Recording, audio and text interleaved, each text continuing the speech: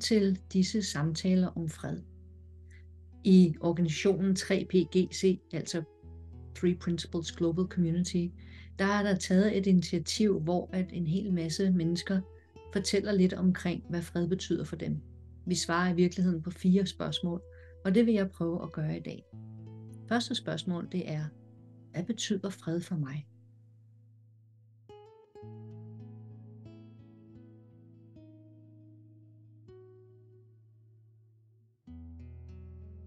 Fred for mig er det, som gør, at det bliver nemmere at håndtere og gøre noget ved den fred, der er udenfor. Hvis jeg inde i mig mærker, at der er noget, der rejser sig hver gang, at jeg ser i nyhederne eller hører om, at der er ufred ude i verden. Hvis jeg bliver ved med at gå med den bevægelse ud af, det er også for dårligt. Hvad tænker de på? Kan der ikke bare være fred? Hvorfor gør de over for dem? Denne her konflikt, som der faktisk sker inde i mig, når jeg kigger på konflikten uden for mig, så er jeg i ufred. Jeg fik en stor indsigt her tidligere på året, hvor jeg var på besøg hos nogle venner i USA. Jeg vågnede en morgen og så med al klarhed, at fred i verden i virkeligheden er, når der er fred inde i et hvert eneste menneske. Det var en kæmpe indsigt, jeg fik. Jeg forstod, at fred på jord er, når der er fred inde i alle os. Alle os, som jorden jo består af. Vi kender godt følelsen af, når der er ufred. Vi kender godt følelsen af, det er også for dårligt. Ej, hvorfor gør de nu det? Lige så snart der er os, og så er der dem. Lige så snart der er de her 2 inde i mig, så vil der være konflikt. Igennem hele mit liv, og sikkert også igennem jeres liv, der har altid været konflikter, der har altid været krig. Jeg kender ikke noget tidspunkt i min livstid, hvor der har været fred på jord. Og gennem hele min livstid, så er der sket mange initiativer i verden for at få fred på jord. Politisk og gennem alle mulige forskellige initiativer. Masse kommunikation, masse dialog og også en masse ufred. Så da jeg fik den her indsigt i sommer, hvor jeg pludselig så, at før der kommer fred inde i mig først, os alle sammen, før vi finder det sted i os selv, hvor der er fred, så bliver der aldrig fred derude. Så i virkeligheden, så den indsigt jeg fik, det er, vi leder det forkerte sted efter fred. Vi håber på, at der kan komme fred ude på jorden ved, at vi laver strammere regler, får snakket med folk, og det er bare ikke virket. Så hvad med vi gik en anden vej? Hvad med vi så et andet sted hen efter fred? Hvad hvis vi i virkeligheden kiggede efter det der, hvor det rent faktisk er? Indeni. Og indeni, det er jo ikke et sted inde i min krop, men inde i mit sind. Så måden jeg udforsker fred på inde i mig, det er ved at lægge mærke til, hver eneste gang jeg er i ufred. For eksempel, jeg bor på en lille stille grusvej, hvor man kun må køre 20 km i timen. Og nogle gange så rejser folk afsted med 50 eller 60. Og før i tiden, der kunne jeg mærke, at jeg kunne virkelig hisse mig op over det. Er de ikke klar over, at vi selv betaler for den her grusvej? Er de ikke klar over, at der kunne være et barn eller et ældre menneske, som går ud på den her lille stille grusvej, og så kan man ikke nå at stoppe? Noget rejser sig inden i mig. Ego rejser sig inden i mig og siger, det er også for dårligt. Eller følg med i nyhederne. Ej, hvad har de gang i? Hvad laver de? Hvorfor er de imod dem? Hvorfor kan Putin ikke bare forstå? Eller hvorfor kan hvem det nu er ikke bare forstå? Så jeg lægger mærke til inde i mig, hvornår jeg laver et dem og et os. Og vi er altid det gode hold. Men sjovt nok, så dem, der er dem, de føler jo, at de er på det gode hold. Så hver eneste gang jeg skaber dualitet inde i mig selv, så er der konflikt. Så før jeg opdager, før jeg ser dybere og er i stand til at vælge noget andet, så kommer der ikke fred inde i mig. Det vil sige, at jeg bliver nødt til at starte her først. At ego rejser sig og siger, at det her det er for dårligt, og det her bør ikke ske. Det er helt normalt. Det tror jeg aldrig, at jeg kommer ud over.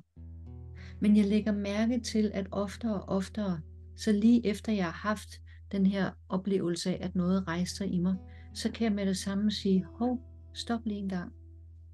Hvad er det, der skaber den følelse lige nu? Hvad er det, der skaber min oplevelse lige nu? Og når jeg ser, at det er de her 3 principper, livskraft, bevidsthed og tanke, når jeg ser det, dem der skaber alle mine oplevelser, så kan jeg trække vejret, så kan jeg komme tilbage, så kan jeg vente på, at freden kommer tilbage ind i mig. At jeg hviler i freden, som er mig, som er min essens. Så fred for mig, det betyder alting. Det er det, som er grundlaget for, at jeg kan gøre noget ude i verden.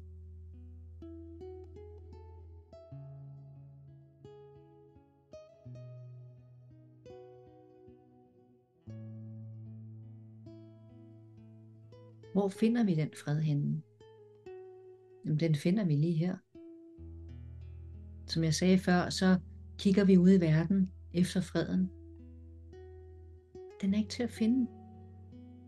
Den er ikke til at finde, fordi at den aldrig eksisterer særlig lang tid ad gangen. Den eksisterer ikke engang særlig lang tid ad gangen inde i mig. Der er konstant ting, som udfordrer min indre fred via tanke. Det vil sige, at mit væsen, den jeg er allerede fredfyldt, ligesom at havet under overfladen allerede er fredfyldt, stille. Men nu rejser en bølge sig. Og bølgen det er for dårligt. Hvorfor sker det her? Det burde ikke ske. Hver eneste gang, at jeg er uenig med det, der sker, er der ufred inde i mig. Hver eneste gang, at jeg opdager, nu er noget på vej til at rejse sig inde i mig.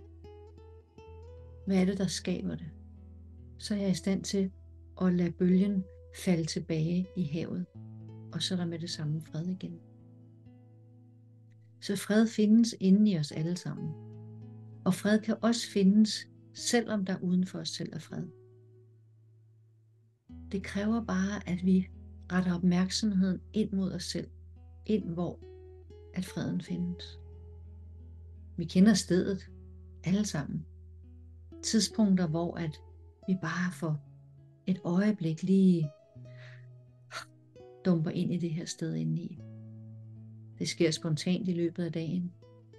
Det sker faktisk hver eneste gang, at vi ikke engagerer os i vores indre dialog. Hver eneste gang, at jeg bliver opmærksom på, nu er jeg i gang med en historie. Jeg er i gang med at bølgen rejser sig og går væk fra det hav, som altid er til stede. Hver eneste gang det sker, så mærker jeg en kærlig stemme, som ikke altid føles kærlig, men som føles som en form for spænding. Når jeg mærker spændingen, der sker, når det er, at jeg laver ufred inde i mig selv, så er det en kærlig invitation til, at jeg kan se, hvad det er, der bliver skabt inde fra mig, som ikke er specielt hjælpsom.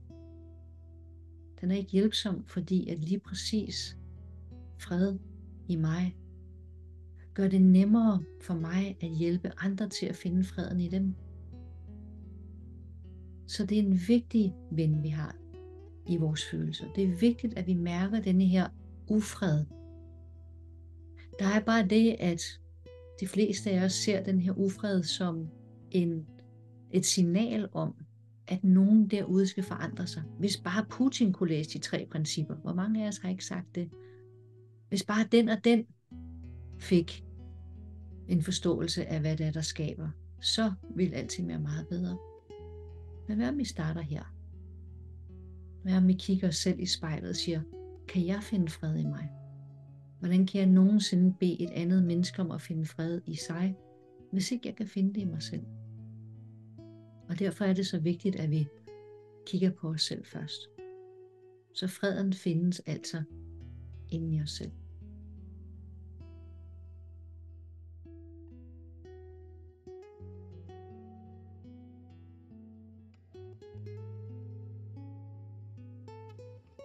Hvordan tilgår vi den her fred i udfordrende tider? Jamen, det er jo også et vigtigt spørgsmål. Og igen er svaret, det gør vi ved at opdage, hvornår jeg er i ufred.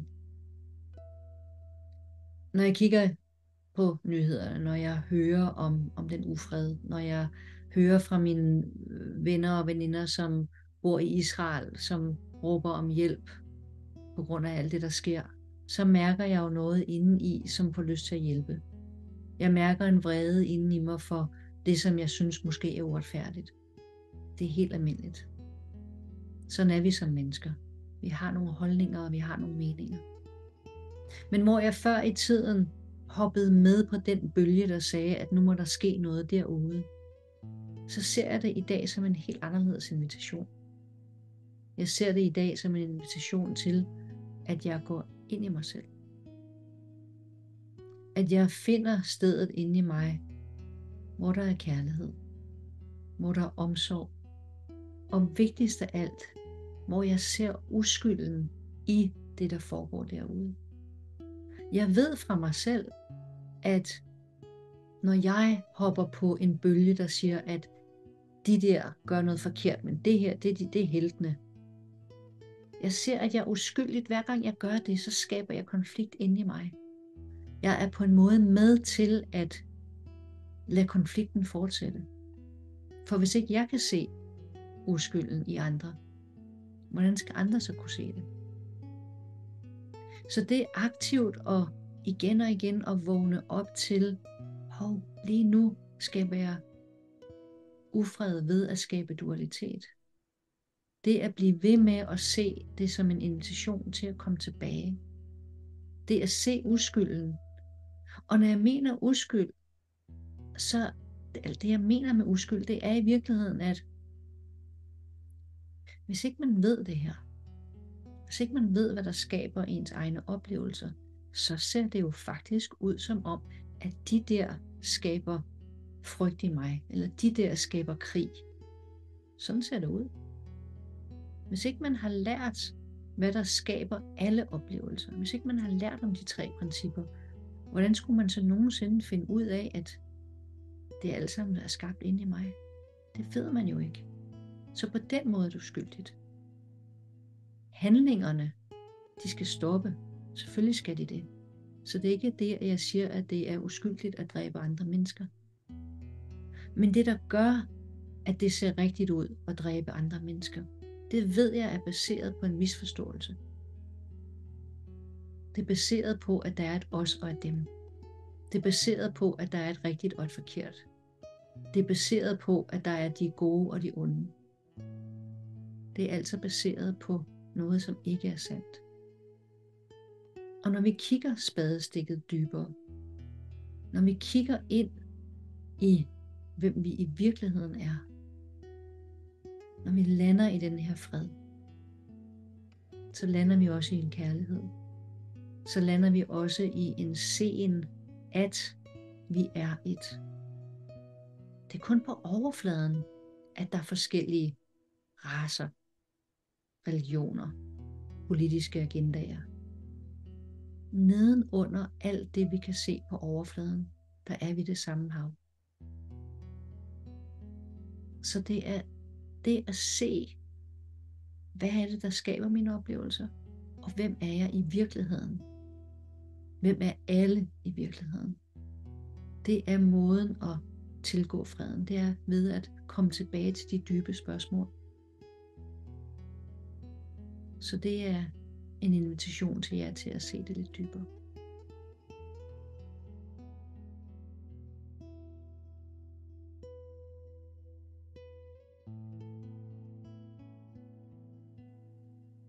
Hvordan ville fred være en god mulighed i udfordrende tider?